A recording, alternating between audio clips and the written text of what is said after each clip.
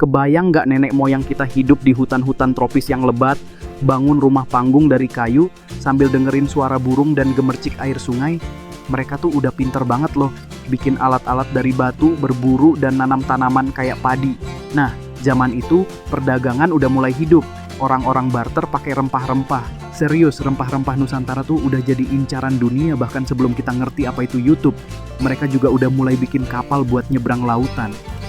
Kebayang nggak tuh, nenek moyang kita pelaut-pelaut tangguh? By the way, kalau kamu ngerasa cerita ini seru banget, jangan lupa buat like video ini dulu ya. Biar kita bisa terus explore masa lalu Nusantara yang ternyata nggak kalah epic dari film-film Hollywood.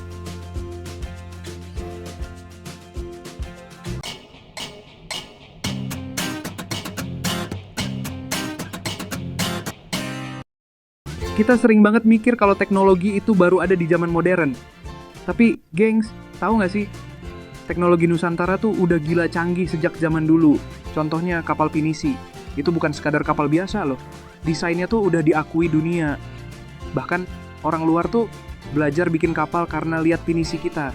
Terus sistem irigasi kayak Subak di Bali juga jadi bukti betapa pinter nenek moyang kita ngatur air buat sawah.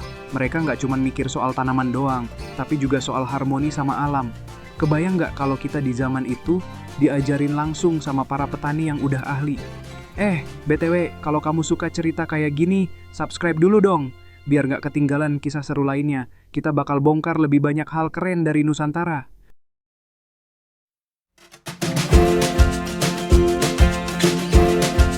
Guys, zaman dulu tuh pendidikan nggak kayak sekarang yang harus duduk manis di kelas.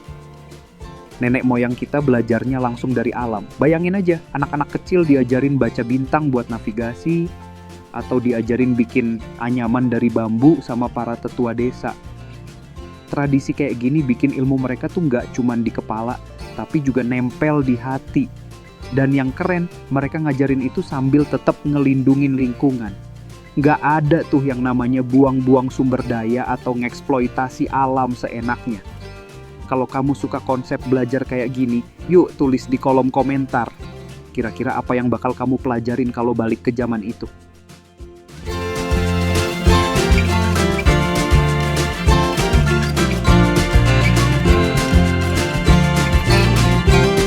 Nusantara sekarang tuh emang beda banget ya. Tapi bayangin kalau arsitektur modern digabungin sama elemen tradisional Nusantara. Gedung-gedung tinggi tapi atapnya berbentuk joglo. Jalan raya rapi, tapi kanan kirinya dipenuhi pohon dan ukiran tradisional. Terus, coba deh bayangin kalau pasar tradisional kita diganti jadi futuristik. Pedagang jualan pakai tablet, transaksi pakai QR Code, tapi mereka tetap pakai batik dan kebaya. Tradisi nggak hilang, malah makin keren karena teknologi masuk. Jangan lupa, ya, pencet tombol like dan share video ini ke teman-teman kamu. Biar makin banyak yang tahu gimana Nusantara bisa jadi contoh buat dunia.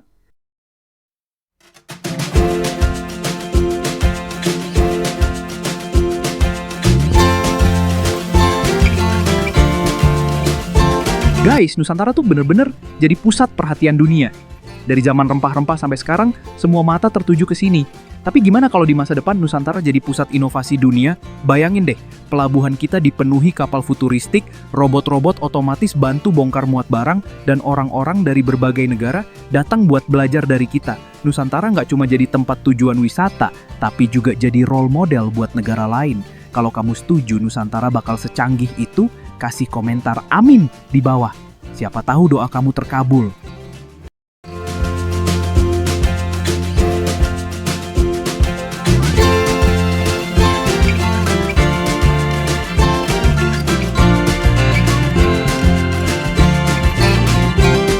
Coba deh bayangin, Nusantara yang masa depan tapi lingkungannya masih seindah sekarang. Sungai-sungai bersih, penuh ikan, hutan-hutan lebat, banyak burung dan orangutan. Kita tetap maju, tapi nggak lupa sama alam. Buat itu semua kejadian ya kita harus mulai dari sekarang. Nggak usah nunggu teknologi super canggih. Hal kecil kayak buang sampah pada tempatnya atau nggak pakai plastik bisa banget bikin perubahan. Kalau kamu setuju sama gerakan jaga lingkungan ini, yuk share video ini. Biar makin banyak yang sadar pentingnya jaga bumi kita.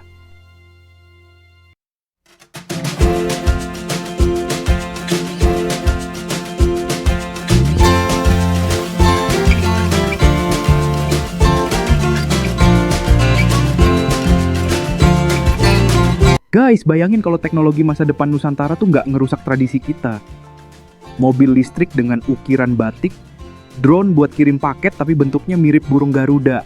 Teknologi tuh nggak harus bikin kita jauh dari budaya. Malah, teknologi bisa bantu ngenalin budaya kita ke dunia.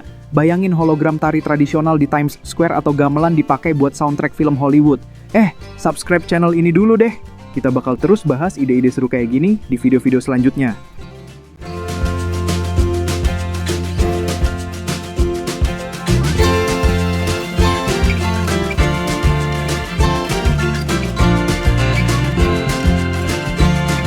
Nusantara di masa depan gimana ya? Bayangin, ada kota terapung di atas laut, teknologi canggih tapi semua arsitekturnya masih punya sentuhan budaya Nusantara. Masyarakatnya hidup damai, nggak ada polusi, dan semua energi berasal dari alam. Kita bahkan punya koloni di luar angkasa, tapi tetap bangga sama budaya kita. Kebayangkan betapa megahnya.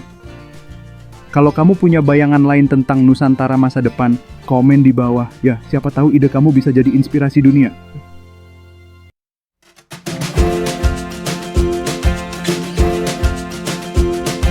Nusantara tuh nggak cuma soal teknologi atau budaya aja, gengs. Spiritual kita juga kaya banget. Ritual tradisional yang bikin hati tenang masih terus ada tapi dipadukan sama gaya hidup modern. Bayangin, meditasi di candi-candi tua sambil pakai alat virtual reality.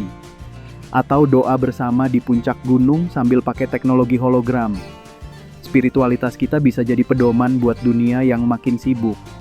Kalau video ini bikin kamu terinspirasi, jangan lupa like dan share ya. Biar makin banyak yang sadar pentingnya nilai spiritual.